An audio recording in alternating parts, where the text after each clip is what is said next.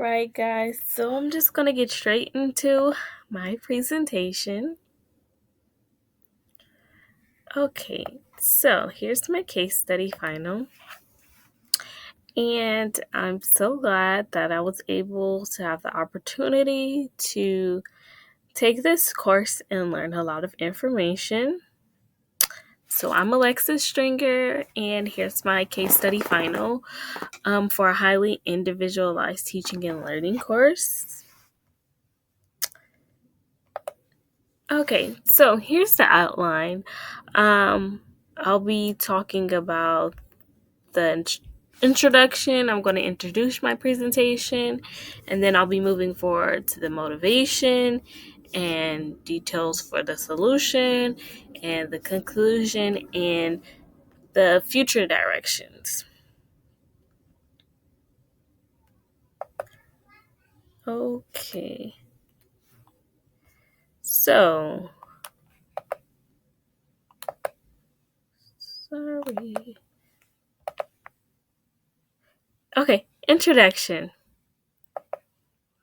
So, I'm going to start off by describing what inclusion is and what inclusion looks like in an early childhood education setting.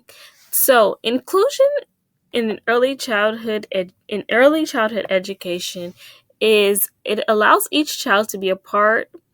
It allows the child to learn and allows a child to evolve in their education.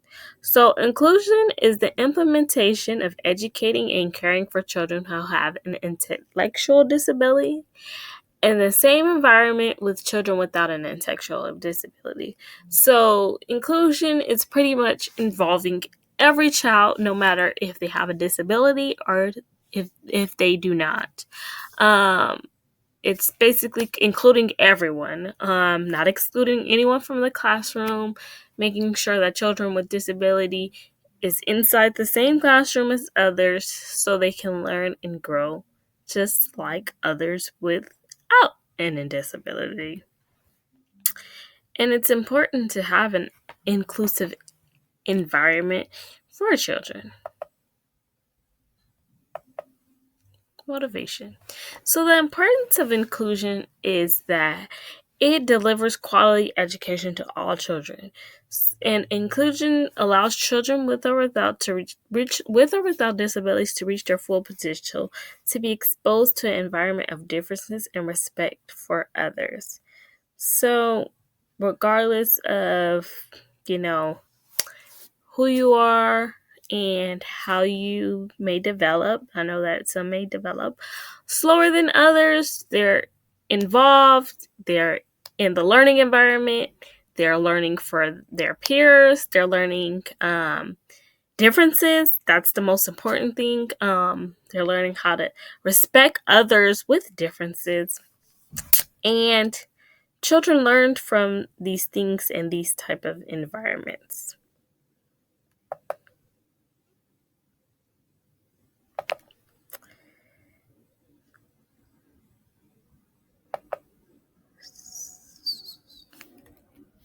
Okay.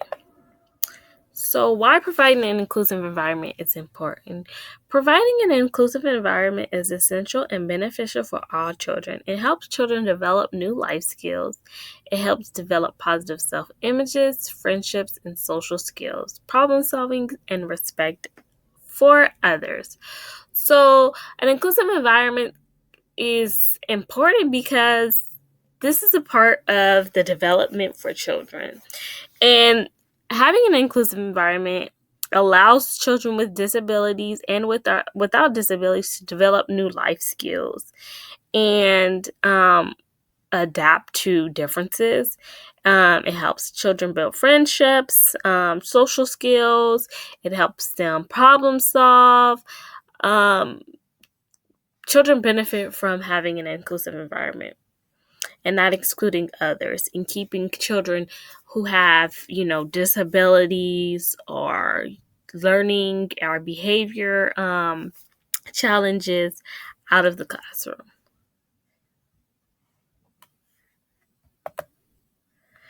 So, we're going to get into my case study.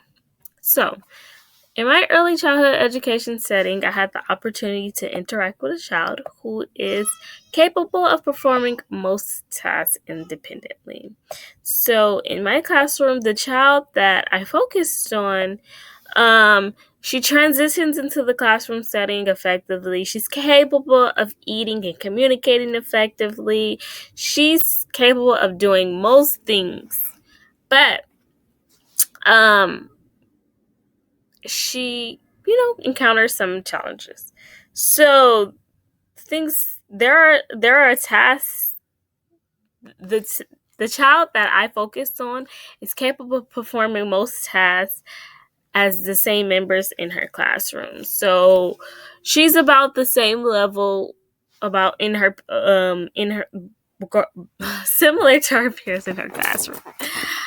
So she's engaging in the classroom. She during circle time, she participates with activities. She's capable of following most directions like other children.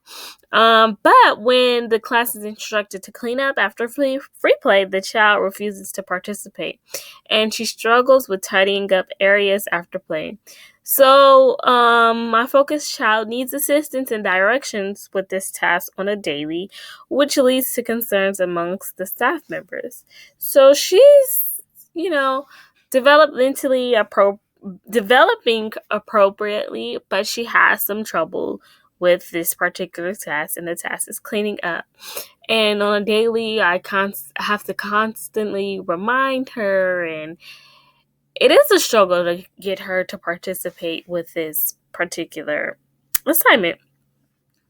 So, what do I do? Well, I did some curriculum modifications by encouraging the child to clean up and focus. And, after she plays, I say, hey, it's time to clean up. She refuses. So I began to label items around the classroom to help her and show her where the toys belong. And these are where they go. This is their home. I also did some curriculum modifications, which were peer and adult support. So I demonstrated on how you pick up your toys and how you clean up after yourself. And I also had, her peers in the classroom show her how to clean up your area after you're done playing. Before you can go to another area, you have to clean up your toys. That is an expectation in our classroom, and I need you to understand. And I supported her, and I did many things to help her get to this point. I also created 3 big goals, but I want to share one. So the goal is to clean up classroom items after usage and place them where they belong. So I will assist her with the child cleaning up toys and showing labels to help the child organize where the items belong. The next step will be teacher will inform the child that it's time to clean up toys and encourage classroom friends to demonstrate how to clean up items. I will participate, but for the most part, I will direct the child to where the items belong. So I won't pick up the items, but the child will pick up the items, but I'll show the child where the items belong.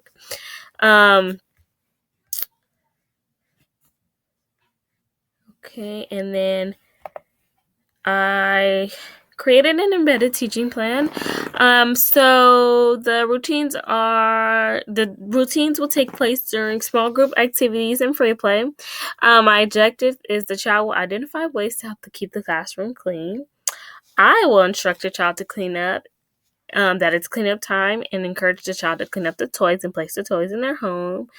My cue would be, hi friend, it's now time to clean up our toys and put them away. I also forgot to mention that I do want to use cleanup songs to let the child know that it's time to transition to the next activity and we have to clean up.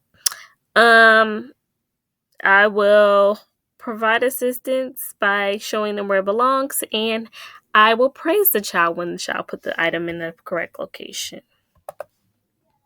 So here's my image of how I would demonstrate this.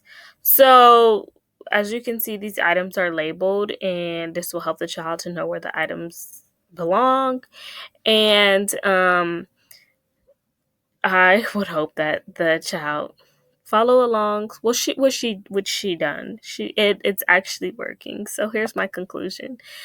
So the most thing that was difficult was for me finding a solution that would be developmentally appropriate for this child. And as far as communications and language, so they can understand. One thing that I wish I'd done differently is reach out to the family for assistance, because I know that what's done in school should be implemented at home so the child can adjust, and the expectations would be the same, so we can be on the same page as the parents in school. um how could your learning be extended? I'll extend this learning by sharing the importance of having a clean classroom, and also mentioning the importance of keeping things clean at school and home. So once again, having this environment in the classroom clean should be done the same way at home. Clean up your toys at home, you still have to clean up your toys at school. It's all the same thing. Are there any interesting problems or questions that resulted from redirect? I question if the behavior happened at home, like I said. And for future directions, in conclusion, it's important to develop an inclusive environment for children so they can be given the opportunity to learn and develop new strategies. After focusing on my focused child and building curriculum modifications, creating goals, embedding new teaching strategies, I have received results. My results include improved behavior with my directions and reminders. I learned that using different strategies can be a trial and error, but there will be improvement gradually. In my future, I will use the resources that provided me, such as curriculum modification, 3 big goals, and environment support, and etc. And that is all. Thank you guys for your time.